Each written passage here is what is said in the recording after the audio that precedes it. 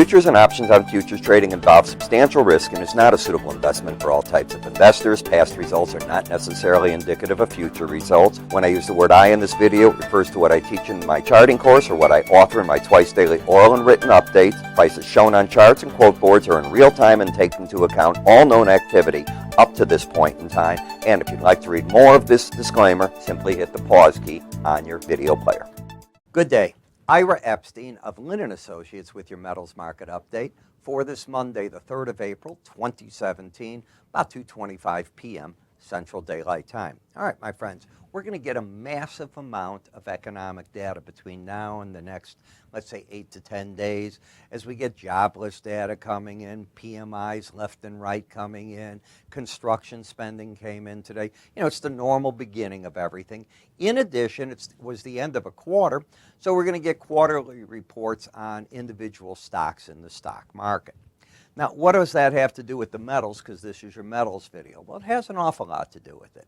As we saw today, the Chinese PMI came in at, what, 51.2. They were expecting 51.7. Anything over 50 is good, but not good enough to have supported the copper when you've got the Escondida mine back up and running and Grasberg in Indonesia back up for a while and running as well. And that put the pressure on there.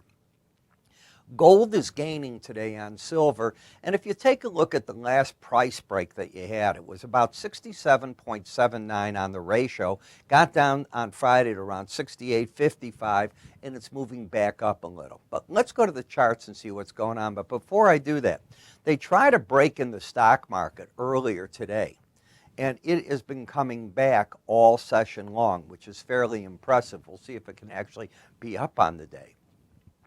On the weekly chart of gold, you haven't been able to take out this 1261 area. Should you do it, I would not be surprised to see prices up to the upper Bollinger Band. Let's also talk about the weekly chart and what's going on in the 100-day and the 18-day average of closes. They have come together in price. It'll take very little if prices stay just firm this week for us not to get the shorter term average, the 18-week over the 100, which then could lead to a test up here. In other words, a bullish crossover, as it's called.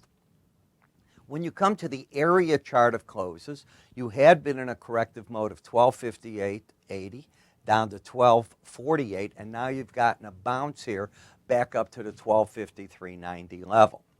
As we just take a look at the bar chart action, you can see how you drop down, you've come back up. And when we look at the swing line, 1241.50 is the break low and the market's trying to come up. But you're not trending. You have a pattern of a higher high, and this low is under that one. So the market is caught here, if you will, swirling around, looking to establish either top or bottom action out of this right now.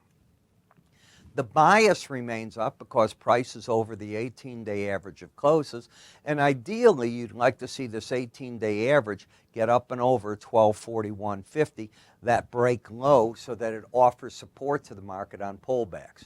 Right now it's not. What it could do here is take out that number, fall back to the 18-day average, and use that as a support zone. In terms of black Bollinger Bands, the dashed lines here, well, the resistance is much higher at 1278.20, and the support's way under these two key averages. So it's really not in play until the market gets a thrust. What did happen today, and it's impressive, is that you were losing intraday the embedded reading. When this market got down and was under the 1250 level, the embedded reading was lost. But by late in the day, as the market came back before settlement price kicked in, it reestablished that. So again, this market, until it loses that number, says that prices can continue to work higher. On the gold ETF, it's the same game. It had lost it this morning too. It's come back. The market really needs here to take out this 119.45 level because it's got a pattern of lower highs, even including today. Today's high is 119.37. That's not over the previous break low. If that occurs, at least you'd have a pattern of a higher high and a lower low. You don't have anything right now except the gold futures and the ETF have embedded readings, and that is the top of the hierarchy chain. That is bullish. When we come to the miners, it is just in an overbought condition, trendless. It's got a higher high, lower low. It is paying attention and staying over the 18-day average. And more impressive is the fact that you did get, now just look at these numbers, you got your crossover a week ago, right here on March 30th of the, as you take a look at it, of the 18 over the 100-day average, and it's still following through. That often leads to higher prices. We'll see if we get a failure out of it or not, but that is a piece of bullish information. The gold-silver ratio came down, hasn't been able to make a break under this low. It is still in a down thrust, but we're going to get a bounce from the looks of it right here. Ideally, it takes this out and then takes that out again if you're a fan of silver. If you're a fan of gold and think it's going to be the other way, where gold's going to keep gaining on silver, okay, you want to see that number climb away. You'll need more ounces of silver to buy it. What silver's been doing is it's fighting a battle at the 200-day moving average of closes. I haven't put that on here. It's in my subscription information, my videos that I put out for my morning subscribers, and I'm going to offer that to you in a minute. But that's the battleground. It's right up here. You have the embedded reading. Everything in the market is still poised for higher silver prices. Same thing in the silver ETF. You got higher lows, higher highs. I contend until you lose the embedded readings in both the futures and here that the market trend stays well firm and up thrust until that's lost. In the copper market, you were fighting or trying to fight at the 18-day average and the 100 today, and it gave ground on both. It may well travel down to the lower Bollinger Band for support at the 258.30 level. Wouldn't be a surprise to me. What you did earlier is you went from the lower Bollinger Band in 4 days to the upper one, and it seems that you're coming back down. This is a market that is rewarding contra-trend traders. What do I mean by that? It's not trending. If you're throwing a dart at the screen and you're trying to buy a low, it's rewarding you. Trying to pick a top, it's rewarding you. It's certainly not trending. In the platinum market, platinum's back up to the resistance at the 18-day average of closes. Momentum is flattened out, but the trend is clearly lower highs, lower lows.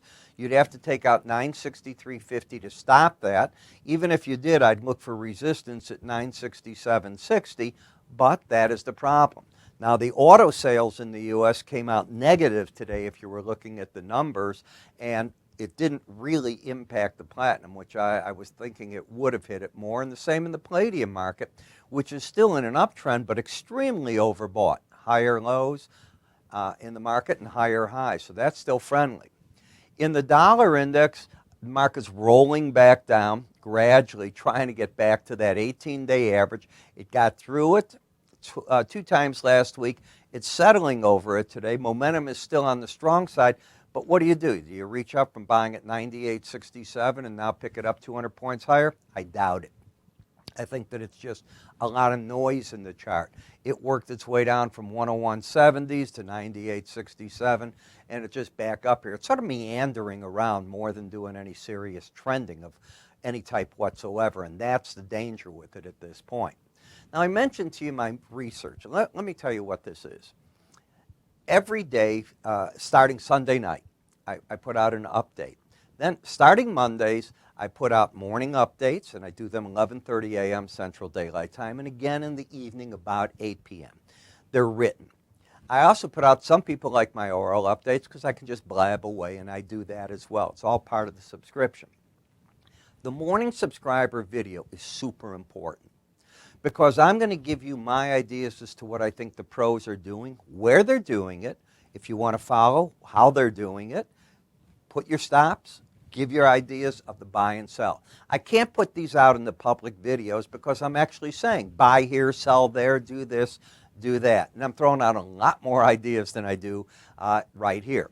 My videos look like that. They come out 9 in the morning, and it sets you up for your day's trading on ideas. You know, think about it. If I could throw you out one idea that maybe you had the same thing and you needed just something to push you in that direction, well, that's my goal, trying to work with you to do that.